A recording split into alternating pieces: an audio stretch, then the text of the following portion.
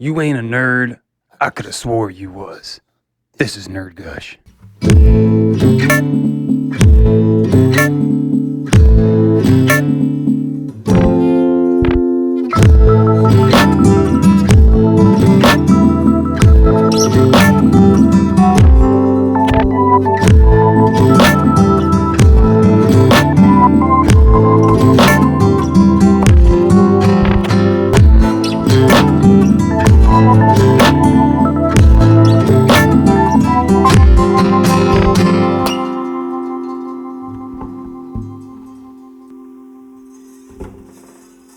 So, welcome to my first episode of Nerd Gush, the podcast where I gush about nerdy shit. And today on the inaugural episode, what's more nerdy to talk about than comic books? And what's more nerdy in comic books than Alan Moore, my favorite comic book author? So, actually, today is going to be not just the first episode, but the start of a series. So, I'm going to be not reading every page, but going through the entire series with you guys, pointing out the different metaphors, the different themes, showing all the different connections and references to other literature. Let me give you a quick rundown. So, Alan Moore definitely revolutionized not only comic books, but also many different forms of entertainment. So he definitely influenced movies and video games and everything from the 80s going forward. His style is never been really replicated. A lot of people will try to do Alan Moore style writing by just making something dark and gritty. But really what Alan Moore does is he takes the subject seriously, no matter how fantastical or ridiculous or bizarre, and he always adds a human element to his characters. So no matter how magical or fantastical the scenario or the characters are, he always brings it back down to real human stuff. Now, he does have some really dark things in his stories, but he also has a lot of humor and silliness in his stories that I have never seen duplicated in any of the films or anything that's been made about his content. So, nothing that you've seen from Alan Moore, if you haven't read his actual books, really lives up to what the man does. So, I hope to show you that his writing style and genius is way higher than you probably realized. Um, so, what we're going to be reading through is The League of Extraordinary Gentlemen, which is my favorite series of Alan Moore, and that's hard to say because I love it all. But um, what he does here is nothing short of amazing. He combines literary figures starting in the late 1800s, early 1900s, with characters like Mina Murray from Dracula, Nemo from 2000 League Under the Sea, Dr. Jekyll and Mr. Hyde, Alan Quartermaine, the British hero from the 1800s, and the Invisible Man. So that's the original team up. But what you get is something way more complex and way more in depth than that. It actually ends up spanning all of human history, all of human imagination, and combining all of that into a coherent world that actually connects and relates to reality. Um, so we'll be starting today with just this book. We won't get all the way through it. I think there's going to be 3 parts to getting through the first book. And just to give you an overview, so the first 2 books follow the same team, closely related. They're basically one story.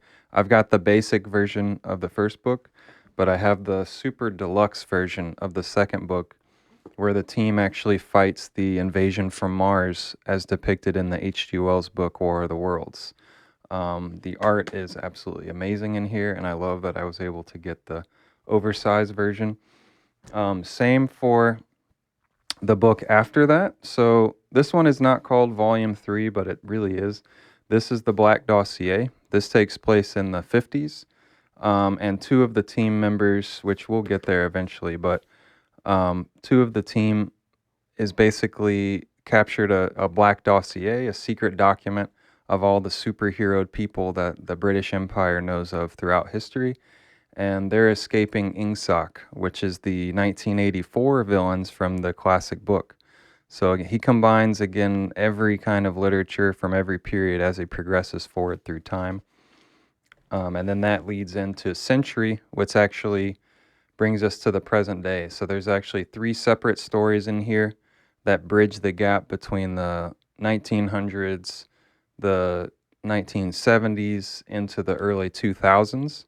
And this book actually ends with references to things like Harry Potter and Aleister Crowley, believe it or not. And you'll see that when we get there. And then the final chapter actually just came out a couple of years ago, and this wraps it up into the future. So he brings it to the present day fiction and then kind of brings it into the future, and you'll see how he wraps it up. We also have a separate side story that directly connects to this. It was the Nemo series, which actually follows the daughter of the initial Nemo that you meet in the first book. And this follows her storyline and her son, actually, who ends up taking over the Nemo line in the final volume of the League. And I'll be reading them in chronological order, which kind of jumps around a little bit as some of the books, the timelines get a little confusing. So I'm going to read it straight through based on a online doc that I have that shows me the direct linear path of the timeline goes. So I'll go over that. We'll see. Again, this is new for me, so I'm gonna see if it's something that you guys like. If you haven't read the book, I definitely recommend at least finding the first volume. It's very cheap in used bookstores. If not, I'm gonna at least explain the story as we go along, the basic storyline, so you won't be lost, and you'll get maybe some more understanding of it when you do decide to sit down and actually read the book. But I highly recommend actually reading the series. But without further ado, let's go ahead and jump in and let's do it. All right, guys, let's dive in. So, right off the bat, you'll notice the art. So, that is one of the biggest things I love about this book and comic books in general, is going to be the art. And the artist here is Kevin O'Neill. This guy is amazing. So, as you can see here, he does really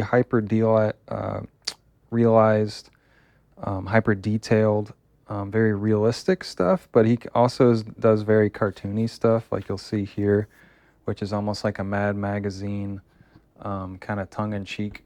Let me adjust my camera here. There we go. So he's very versatile, and he's really good at evoking the era. This takes place in the end of the 1800s, early 1900s. It really evokes that style. And as you'll see, the art is not what you would normally expect, like with a comic book. This is just some like incidental art for the cover, and it's super hyper stylized. They've also got some stuff here that's kind of made to look like old magazines or newspapers of the time. There's a lot of meta humor and things like that too, we'll point out. So right from the get-go here, we got a quote from Campion Bond. That says, the British Empire has always encountered difficulty in distinguishing between its heroes and its monsters. So that's a huge theme that's going to run throughout the entire series. And it also works as a commentary of the real British Empire, but governments in general. And more will also be playing with the ideas of what is a superhero, and is it something, not only the idea of a superhero, but like, how do these stories affect us? Like, how does it affect society that we're obsessed with these sort of heroes and villains and bigger than life stories that aren't actually about real life, about what we go through? They're about super people that are beyond us, and what does that do to humanity? That's also a huge part of what this book is about. Again, it's a lot of meta textual stuff that relates back to reality.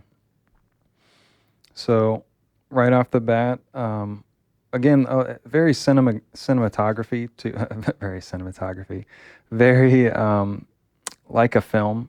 It's got great cinematography, even though they're not moving shots. They're fixed panels, but you could compare a lot of um, comics, but especially stuff like Alan Moore, because he plots out each panel and gives intense direction on what to draw from what angle, how it should appear, and the details.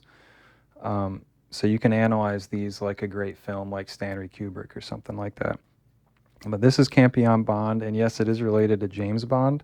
I looked this up as well. It's there is no actual fictional character anywhere else except here. They made him for the book, but he relates to James Bond, and his line goes back as well, what you'll learn in later books, and his offspring affect the plot later on too in other books.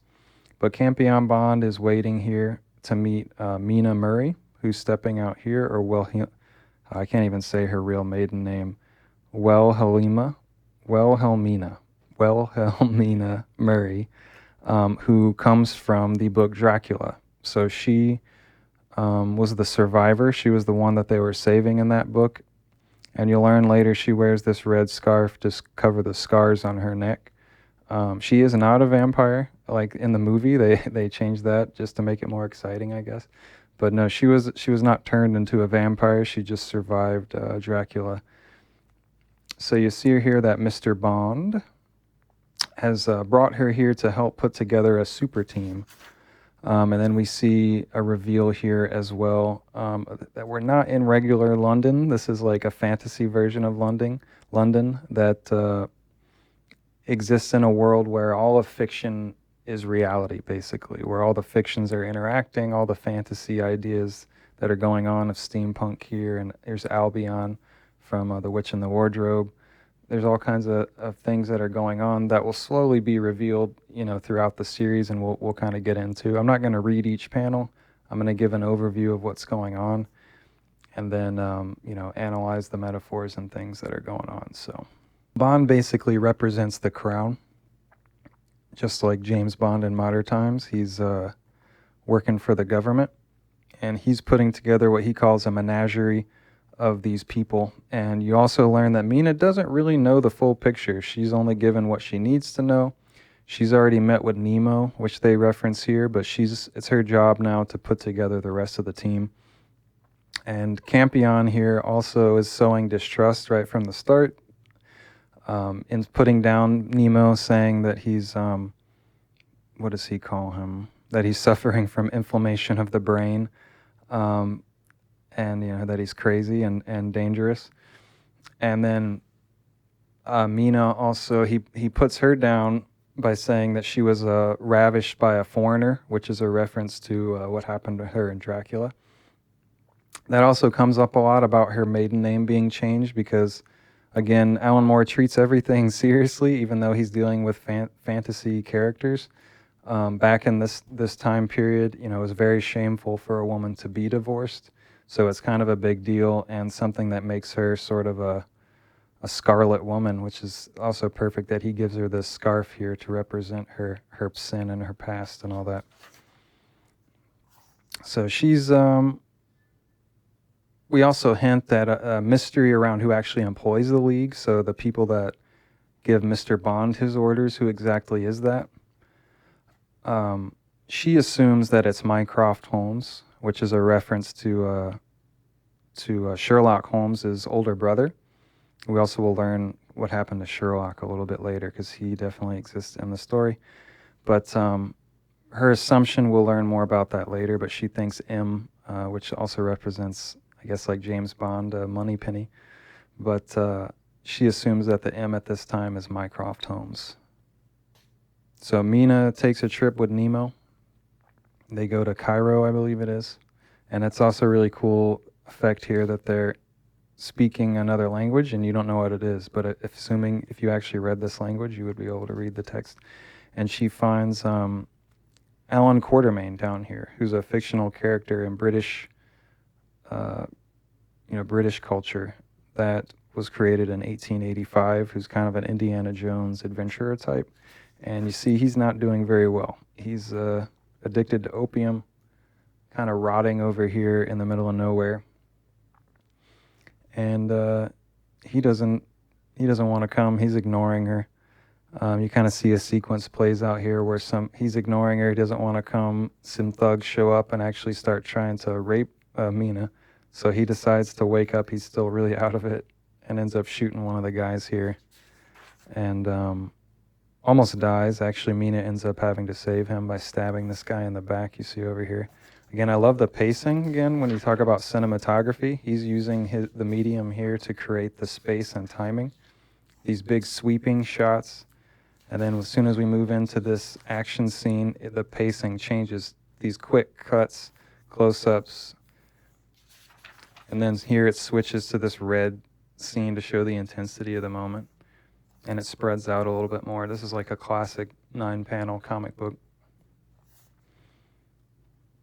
So she tries to recruit him, but he doesn't want to come.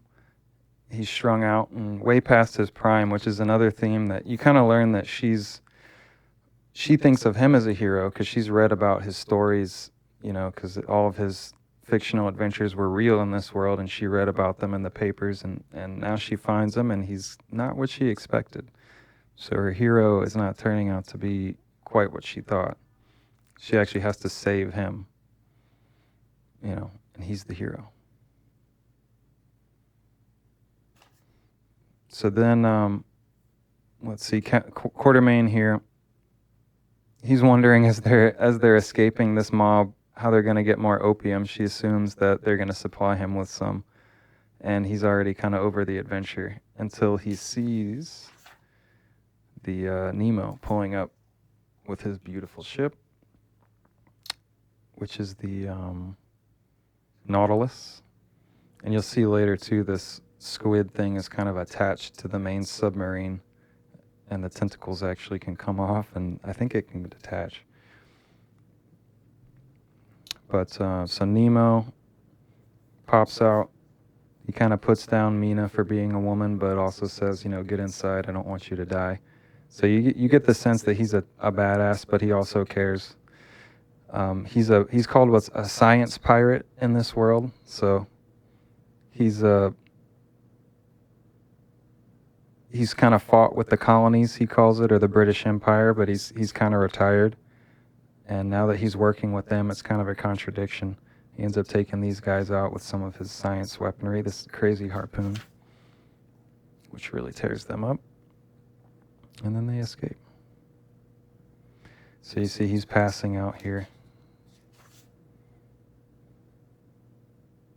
Yeah, Alan actually is going through opium withdrawal here.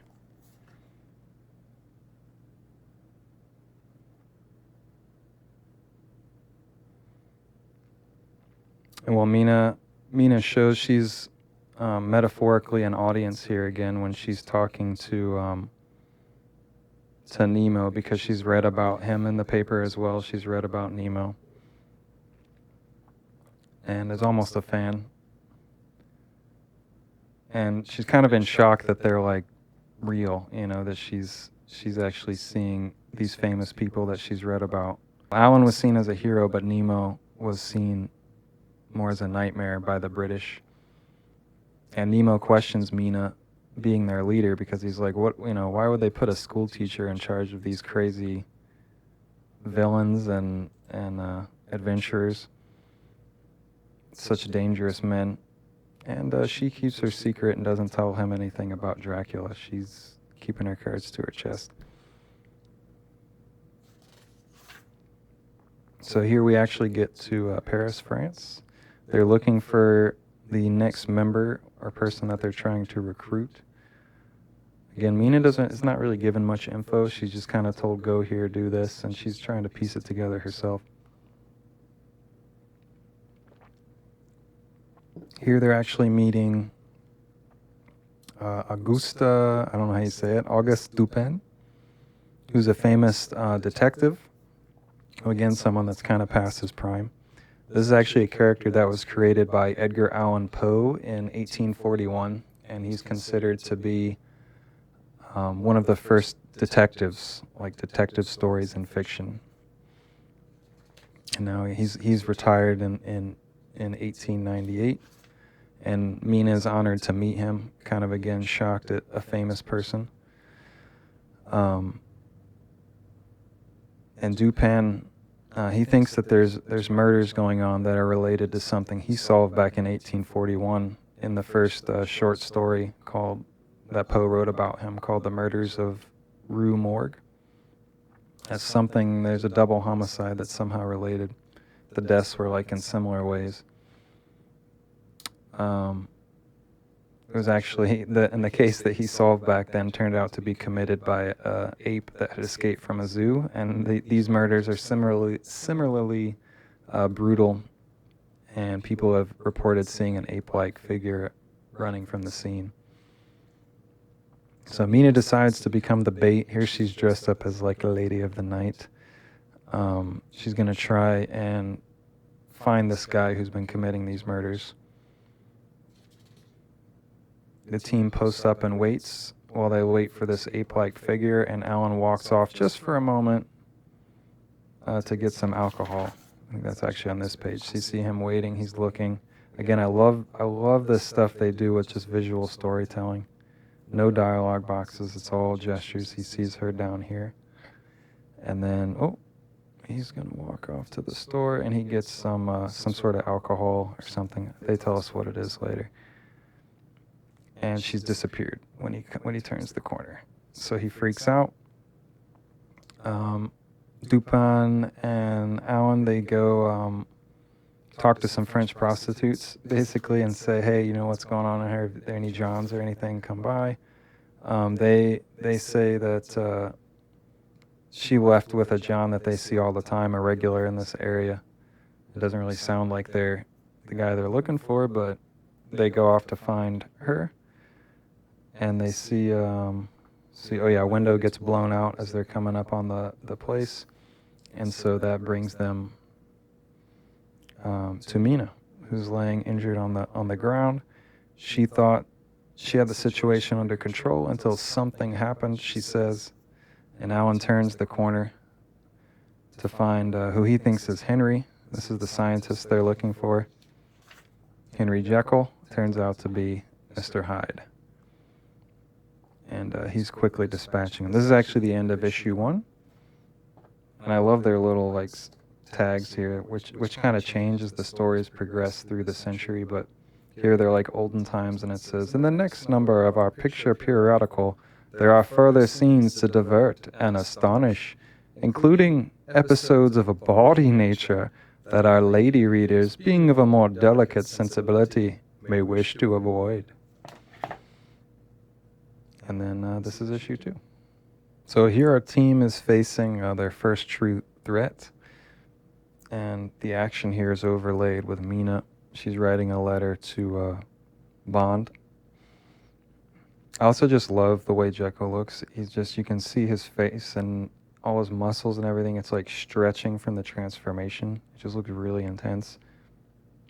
I also just want to point out that Jekyll and Hyde, I've never actually read the original story. I assume some of this metaphor was there, but Alan really leans heavily on him being the animal nature inside man, and he becomes really one of the most sympathetic characters in the whole series. He's really not evil. He's just an animal. So he's that, humans try to hide within themselves, that animal nature made, hyper realized.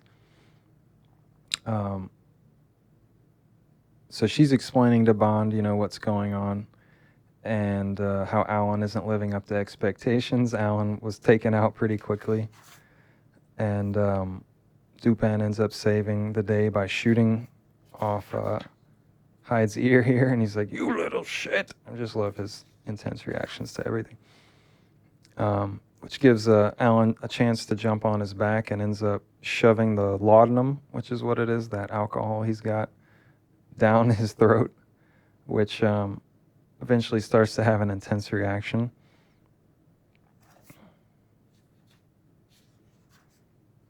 And he ends up flying out the window here. I love the art. Just that scene change from the inside here to outside. I forgot to mention the last title, but this chapter is called Ghosts and Miracles. So he ends up falling and collapsing. Mina finds out that Alan slipped off to buy that laudanum, and she's like, we'll talk about this later. And she's kind of taking on the superior role over people that she considered this especially Alan in particular, a hero. And here the tables are turned as Dupin, he sees the fabled Nautilus here, and he's kind of starting to deduce. Again, that's what he does. He's a detective, and he recognizes the captain as well. It must be Nemo, and he lets Mina know that he also figured that her name was probably her maiden name. She must have changed her name, and that he suspects who she is, that he's the girl that he read about in England that was attacked by Dracula. And now she's kind of become a hero as well to someone else who's read her story. So here the letter Mr. Bond continues, which reveals that she's not really being briefed about these people. So she didn't really know what Dr. Jekyll was going on with him, that he transformed. She assumes that Bond must have known that he had this crazy ability and he's keeping things from her, which makes her very suspicious. Here she is being suspicious, playing chess with Nemo. I love they just give these little slice of life things too. You see that Mr. Jekyll, his ear is still blown off even when he transformed back. He's really not doing too well. Oh yeah, and you see Nemo sews up his wound down here, which looks very painful.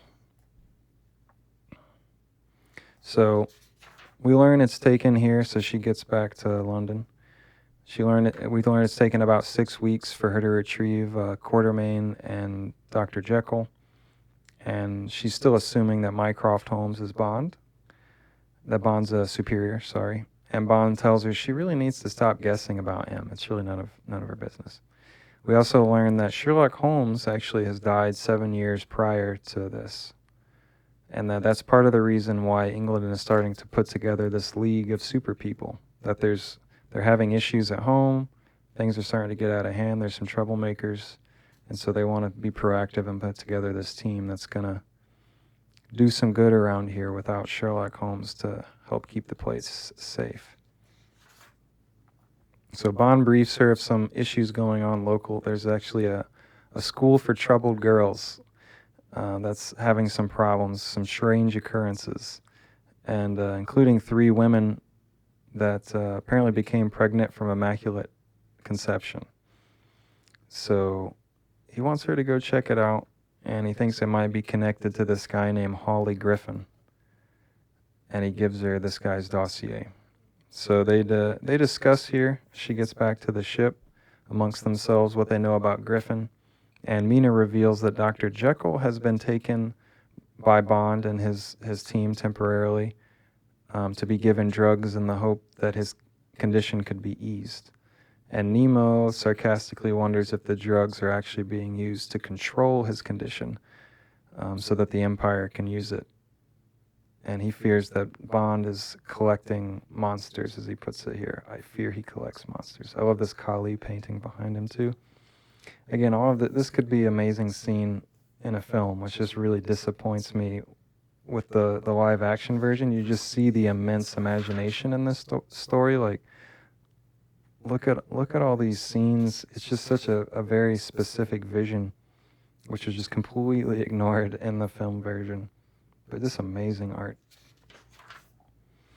And then we get into the first directly silly and humorous section. If you'll notice, this building looks like a bum with a hand, and the hand actually says Schadenfreude on it.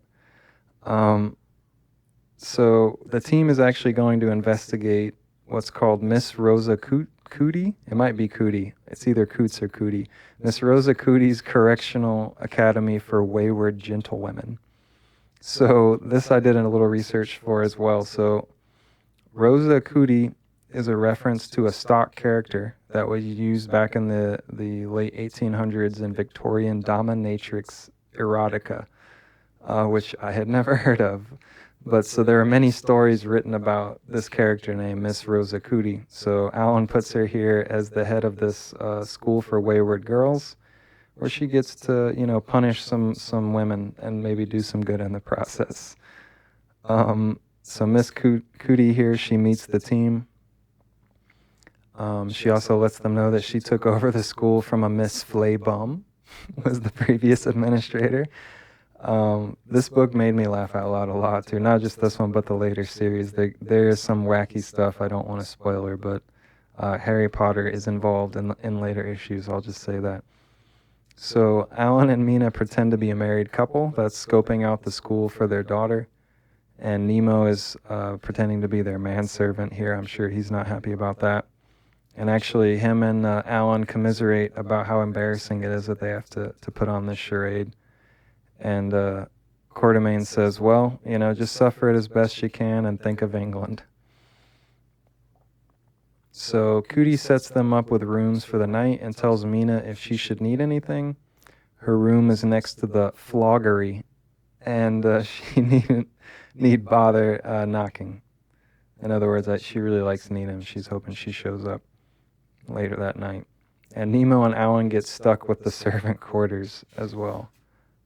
Yeah, we see that here on this panel. So this is their room back here, this huge crazy bed, and then they get stuck in here after suggesting that, well, since there are two of us, Mina, you should get the servants' quarters, and then they're both in here. And Alan's saying, women. So we have a quick little character moment here between Nemo and Alan, where Nemo admits he's terrible with women and asks Alan for advice. He's sure he's had better luck, but Alan explains that he's no better. He had a wife and even a child once, but he had to bury both of them, which quickly ends that tangent. And Nemo finds the situation humorous that the great colonialist, as he calls the empire, and the great colonial rebel should find themselves both on the same side. And Nemo admits here that the reason he's doing this is just because he misses the adventure of his pirating days. Again, so we have some similarities here. He's beyond his prime and not adventuring. Nemo as well is only here for the adventure and the adrenaline. This really becomes his opium, That's what wakes him up when he doesn't have opium, is that he's on a crazy adventure again. They're both startled by a commotion. Everyone's freaking out. And as they turn the corner, they see a spirit apparently sodomizing this poor girl. And we see what might be causing this immaculate conception. So Mina decides in the struggle here, as they're struggling trying to free her of this spirit,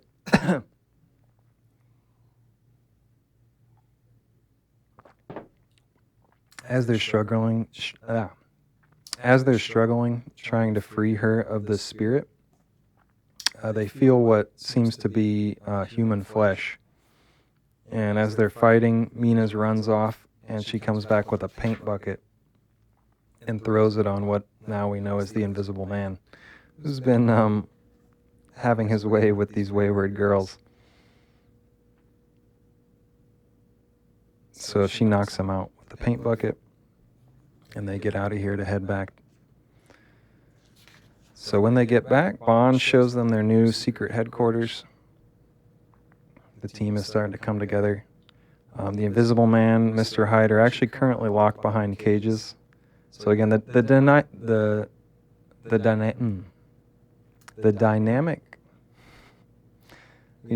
dynamic here is way more deep than what you saw in the film or what you see in most fiction in general. They're not all friends, and they're actually kind of hate each other for the most part. The team doesn't even last that long, as you'll see in later issues. But Bond is letting them know that Griffin might be willing to work with them in return for a cure for his condition, his invisibility condition. And Hyde, on the other hand, he isn't having any of their deals, as you can probably tell in these panels here. He's just screaming at him, spitting on the guy. Nemo begins to wonder out loud, why is it that Bond wants to put such a team together, such a group of misfits in the first place? Bond introduces them to Professor Cavor, I'm guessing it is, who is a character from an H.G. Wells story called The First Men to the Moon that was written in 1900, which is actually connected. So the story takes place in 1989, and his mission to the moon can't take place because, as Bond reveals, the special anti-gravity material called cavalrite that was going to be used in the secret mission to the moon has been stolen. You can also see here, Mina sees this is a previous team that was put together, a super team that was, let me see, what does it say? In 1787, and you see Gulliver of Gulliver's Travels is a part of this team. You'll actually learn more about that team later on. But England is worried that its enemies now possess this magical cavalrite, which was going to take them to the moon, but they fear it could be used by their enemies to bomb them from the skies. And he thinks that it's a Chinese warlord, Kingpin, that stole the cavalrite, that lives in Limehouse in London, which is like the Chinese quarter in London.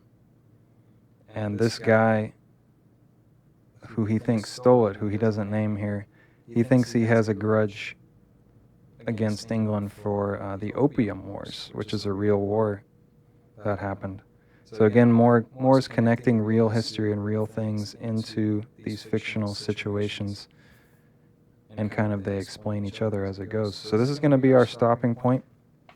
Let me read the preview here. So the next edition of our new Boys Picture Monthly will continue this arresting yarn in which the Empire's finest are brought into conflict with the sly Chinese, accompanied by a variety of colored illustrations from our artists that are sure to prove exciting to the manly, outward-going youngster of today. And with that, I'll invite you to come back next time and see what happens next. Everyone have a great day. Comment if you like this kind of content, and I will definitely put more of this out. My plan is to go through the whole series and see where we go from there. All right, everybody, have a great day, and I'll catch you next time. Bye.